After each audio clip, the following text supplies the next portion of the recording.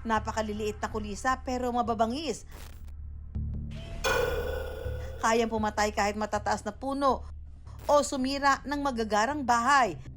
Kaya dapat na laging alisto at baka umatake ang mga anay.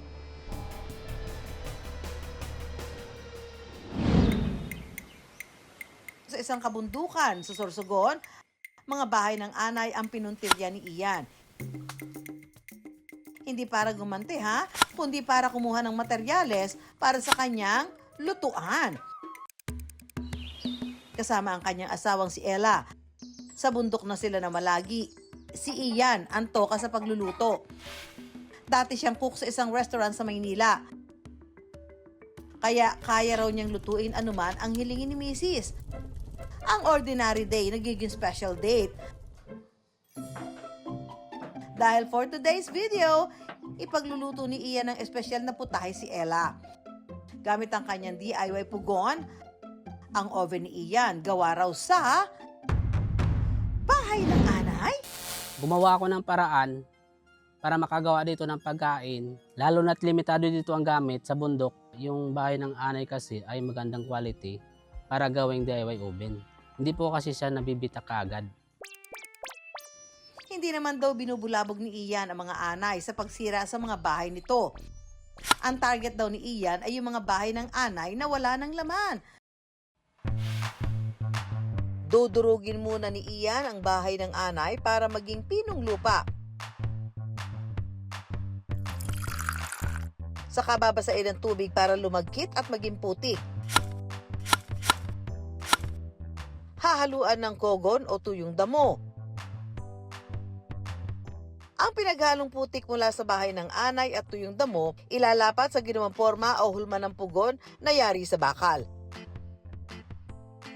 Saka aapuyan ng ilang oras para tumigas at matuyo. Katunayan, noon pa man, gumagamit na ng lupa o bahay ng anay ang ating mga ninuno sa paggawa ng lutuan o pugon. Before Christ pala, gumagawa na talaga tayo ng oven na gawa sa clay, no? Pero nung nag-bloom na yung agriculture industry ng trigo at yung pag-bloom din ng paggawa ng tinapay sa buong mundo, no? At doon nila nalaman yung paggamit ng bahay ng anay o yung putik na gawa sa bahay ng anay, no? Sa pugong gawa sa bahay ng anay, kaya raw makapagluto ng kahit ano. For today's video, Hawaiian pizza at oven roasted chicken. Para hindi po masunog ang pinakailalim ng ating pizza ay sasapin na natin ito ng dahon ng saging. Ang pizza ni Ian na may toppings na ham at pinya, maluluto raw sa pugong bahay ng anay sa loob ng 30 minuto. Pagkatapos natin sapinan ay ilalagay na natin itong ating dough. Para sa pugon roasted chicken naman, na ibinabad sa mga pampalasa ng buong araw, 3 oras daw ang aabutin bago ma-well done sa DIY pugon ni Ian. At ang purpose nito mga kawander, para hindi kaagad masunog yung balat.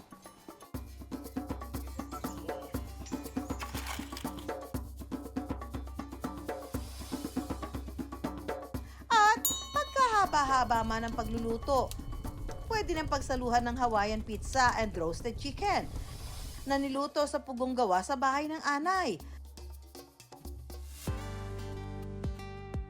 Fine dining sa taas ng bundok.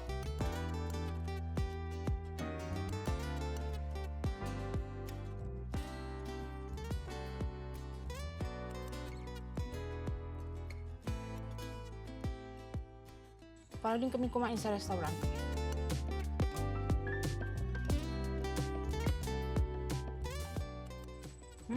Sarap, no?